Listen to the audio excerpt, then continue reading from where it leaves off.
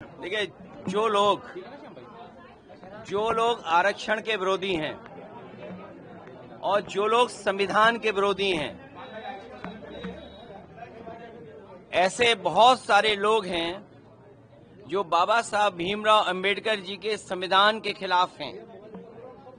जो लोग संविधान के खिलाफ हैं वो आरक्षण के खिलाफ हैं। जब वो सीधे सीधे आरक्षण के खत्म करने के लिए आरक्षण के खिलाफ नहीं बोल सकते हैं, तब वो सोशलिस्टों की बात कहते हैं कि सोशलिज्म शब्द हटना चाहिए।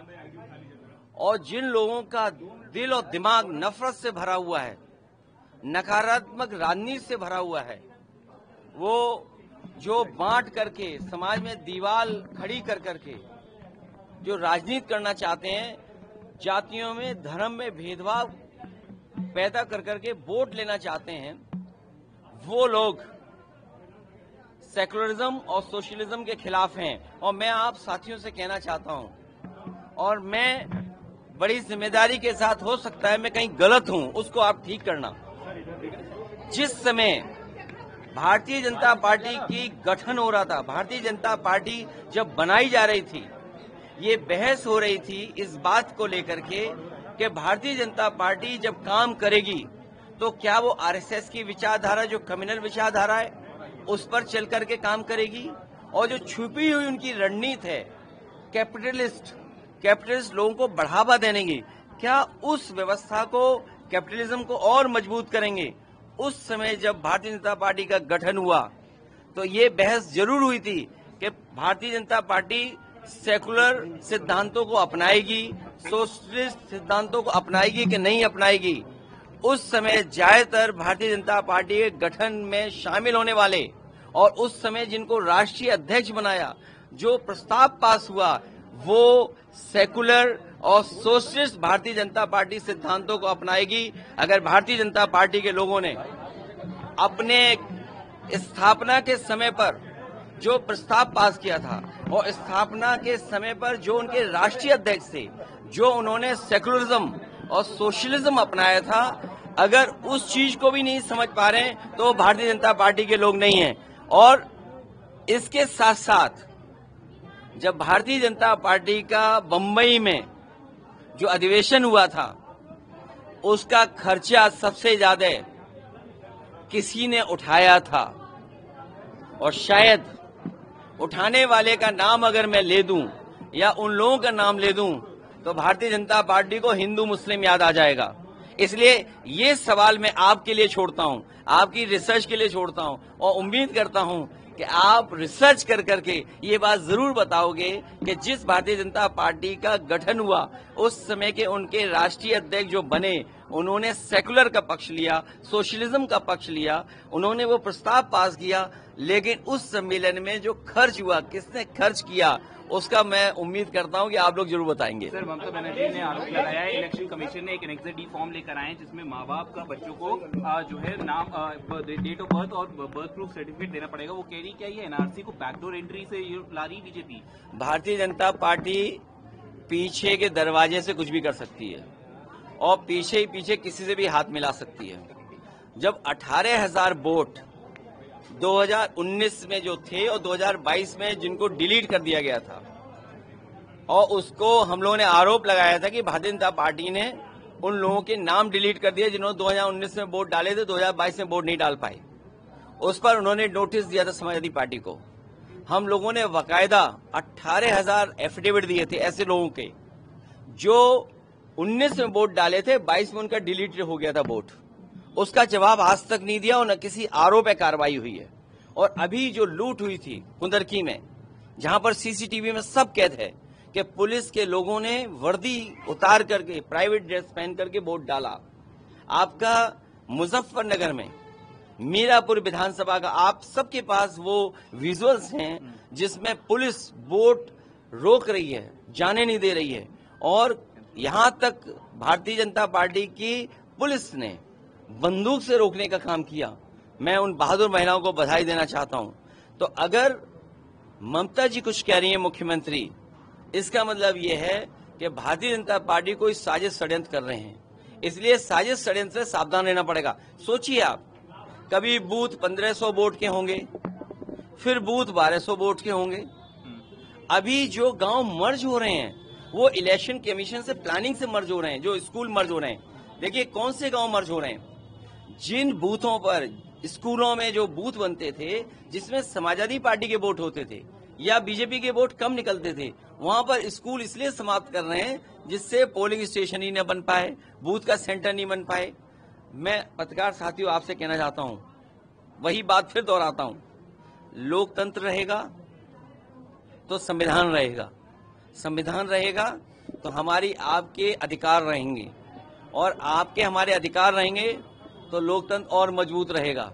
लेकिन भारतीय जनता पार्टी साजिश षड्यंत्र कर करके, अगर आदरणीय ममता बनर्जी जी ने कुछ आरोप लगाया है, ये Bharatiya Janata party election commission से मिलकर के साजिश कर रही है। और अगर ये बात आप नहीं स्वीकार कर रहे हैं, आप उन बूथों पर वोट निकालिए जो स्कूल खत्म किए जा रहे हैं, उसमें विरोधी पार्टी को ज्यादा वोट मिला होगा, विरोधी पार्टी के लोग वोट न डाल पाए, उनका बूथ सेंटर खत्म हो जाए, इसलिए स्कूलों को बंद करने की साजिश Bharatiya Janata party election commission के डेटा से मिला करके कर रही है। सर, आपने इटावा में पीडीए संघर्ष की बात लिखी, मुख्यमंत्री कह रहे हैं कि फायदा तुम्हें मिलेगा, तुम्हारी टीआरपी बढ़ेगी। तुम्हारे टीआरपी, मुझे धन्यवाद देता हूं ये चैनल को कि जिसमें जब ये गए साजिश करने, ये नहीं बोलना चाहिए, लेकिन जब इनके पत्रकार गए तो उस गांव के लोगों ने बहुत अच्छी बात कही, और उस परिवार ने ये कहा कि नेताजी से और समाजवादी पार्टी के लोगों से बहुत अच्छे संबंध रहे हैं, उन्होंने इटावा और इस क्षेत्र के लोगों के लिए बहुत काम किया है। मैं बीजेपी का समझ नहीं पा रहा हूं कि बीजेपी में भी कुछ लोग हैं जो समय समय पर बीजेपी के लिए काम करते हैं, लेकिन जैसे हमने किस्सा नहीं सुना था वो पुराना, जिसमें खाल बदल करके रहते हैं लोग, कब जरूरत पड़ जाए उनकी स्लीपर सेल की। बीजेपी के पास हर क्षेत्र में स्लीपर सेल है, तो उन्हें जिससे लाभ होगा वो सब हो जाएगा। जैसे एक चैनल मैंने देखा, उनके पत्रकार पूछे कि यादव सब काम कर लेते हैं। अरे मैंने कहा ये क्या कह रहा है भाई पत्रकार, कि सब काम कर लेते हैं यादव। सोचिए आप, मतलब इसलिए मैं आपका धन्यवाद देता हूं कि जब आपका साथी गया तो वहां के लोगों ने बोला हमारी आपकी सबकी जिम्मेदारी ये है कि अपमान जिसका हो, अपमान नहीं होना चाहिए, चुटिया नहीं करनी चाहिए, और पेशाब से स्वच्छ नहीं करना चाहिए। कोई भी सभ्य व्यक्ति, कोई भी जिसको समाज के प्रति लगाव है, वो कभी भी इस तरह के काम नहीं कर सकता है। सीएम ने जातीय संघर्ष का आरोप लगाया, सीएम कह रहे हैं कि जातीय संघर्ष करने की कोशिश की जा रही है। मुख्यमंत्री जी से ज्यादा जातीय संघर्ष किसको पसंद होगा? अब आप सोचिए, बुलडोजर के ऊपर बीजेपी के कार्यकर्ता, और बुलडोजर और बीजेपी के कार्यकर्ताओं की सुरक्षा पुलिस कर रही हो, और 2 लीडर ओपोजिशन गए हों। और उनकी मांग क्या है कि व्यापारियों को मार्केट वैल्यू मिल जाए। भाई कौन नहीं चाहेगा? अगर इसकी वैल्यू, मार्केट वैल्यू ज्यादा है तो ये सरकार की जिम्मेदारी बनती है उनके प्रति सहानुभूति दिखाने की। व्यापारी, वो सोचिए मुख्यमंत्री जी के क्षेत्र से चुने गए लोग हैं, क्या है वहां की कहानी? बुलडोजर का वो पार्ट का नाम भूल जाता हूं जिसपे वो बैठे लोग हैं, क्या बोलते हैं उसको? हाँ है? नहीं, जो होता है जिसके अंदर बैठे, कुछ होता है बोलते हैं, जो भी कुछ हो। आप सोचिए, बकेट, बुलडोजर की बकेट में बीजेपी के कार्यकर्ता और उनकी सुरक्षा के लिए पूरी पुलिस। सोचिए आप, जाति संघर्ष कौन कराना चाहता है? जाति संघर्ष वो लोग कराना चाहते हैं जो भगवानों को भी अपनी जाति से जोड़ते हैं। कोलकाता के मेडिकल कॉलेज में एक बार फिर से रेप हुआ है, पुलिस ने 2 अक्यूज पकड़े हैं, बट डॉक्टर्स की सेफ्टी पे डॉक्टर्स वहां के आरोप लगा रहे हैं। कोलकाता का मामला है। देखिए, मैं बंगाल के लोगों से और खासकर आदरणीय मुख्यमंत्री से कहना चाहूँ, बहुत सावधान रहिए बीजेपी से। कोई भी घटना होगी, अगर आप निष्पक्ष भी कार्रवाई करना चाहेंगी तो उससे पॉलिटिकल लाभ लेना चाहते हैं बीजेपी के लोग। आए दिन यहाँ बलात्कार हो रहे हैं यूपी में। आप सोचिए, अयोध्या सबसे पवित्र धरती, वहां बलात्कार हो गया, लखनऊ में बलात्कार होते हैं, कहाँ नहीं होते? और महिलाओं की छेड़खानी में सबसे आगे उत्तर प्रदेश है। वो इसलिए क्योंकि यहाँ की सरकार कानून व्यवस्था के अलावा सब पे ध्यान दे रही है। पत्रकार क्या कर रहे हैं, नेता लोग क्या कर रहे हैं, वहाँ क्या हो रहा है। तो अगर कानून व्यवस्था पे ध्यान नहीं देंगे तो यही हालत होगी। उत्तर प्रदेश नंबर 1 है सब चीजों में। अरे भाई ये बताओ, इस सरकार ने पाल बेटी को न्याय नहीं दिलाया। इस सरकार ने पाल बेटी को न्याय नहीं दिलाया, उसके पिताजी पे झूठे मुकदमे लगा दिए, जेल भेज दिया। और आप में से कई पत्रकार साथी हैं, वो जानते होंगे कि आप लोगों पे भी झूठे मुकदमे रखते हैं। कभी ईडी, इनकम टैक्स और तमाम विभाग आपके पीछे भी पड़ जाते हैं। तो ये कोई नई चीज नहीं है, ये खेल भारतीय जनता पार्टी का बहुत पुराना है, दबाव बनाने के लिए। पुलिस किसकी है? पुलिस कोई संविधान से थोड़ी चल रही है। पुलिस भारतीय जनता पार्टी का कमल लेके चल रही है। पुलिस संविधान से नहीं चल रही है, पुलिस भारतीय जनता पार्टी का कमल चुनाव चिन्ह लेके चल रही है। अब समझ लो क्या न्याय मिलेगा आपको। और नहीं मानते, अगर आपको एग्जाम्पल देखना है, आप सरकार के खिलाफ खबर चला दो, आपका बजट कट जाएगा।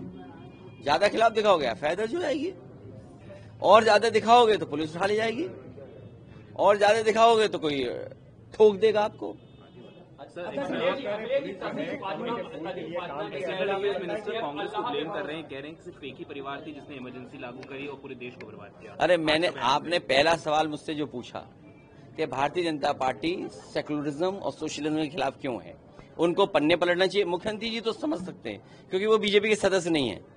देखिए, मुख्यमंत्री जी अगर सोशलिज्म के खिलाफ हैं और सेकुलरिज्म के खिलाफ हैं तो हम एक बार को इसलिए मान सकते हैं क्योंकि बीजेपी के वो सदस्य नहीं रहे। पार्टी के स्थापना के समय पर भारतीय जनता पार्टी के वो सदस्य नहीं थे और ना वो रहना चाहते हैं। वो तो मजबूरी में है क्योंकि उन्हें चुनाव लड़ना है, मुख्यमंत्री बनना है।